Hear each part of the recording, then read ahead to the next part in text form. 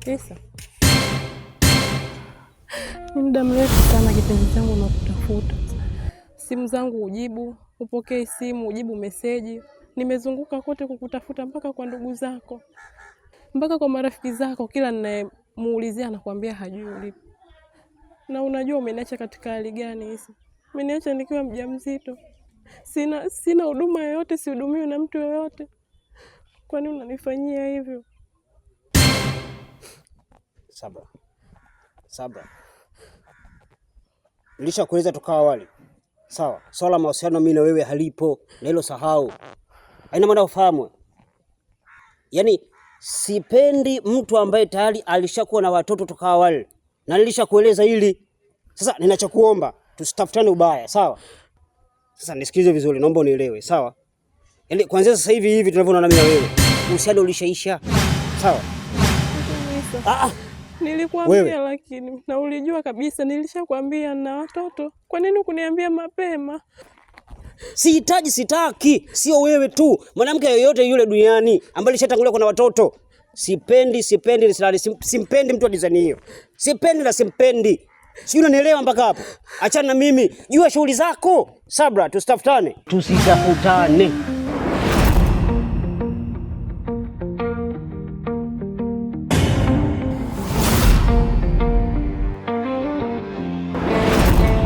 Chozi lanidondoka, mapenzi yananitesa.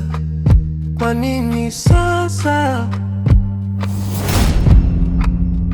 Nilijitoa roho yote, wewe ukaenda kimya, kama hujaniona. Nilikaa chini kwa giza, nikakumbuka maneno ya kwetu nyumbani. Baba alinipa nguvu, aliniambia nisimtukuze uchungu.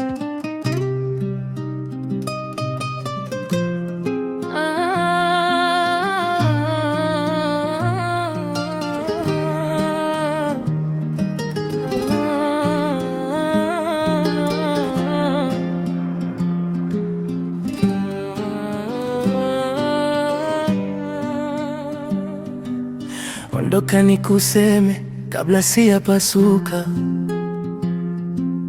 Nilikaa kimya sana, sasa moyo umechoka. Ulinipa maneno matamu lakini mkono mchungu. Kicheko chako mbele, nyuma machozi uninyanyua. Masikini hawajui, wanapenda kwa imani. Wanatoa moyo wote bila bima yake.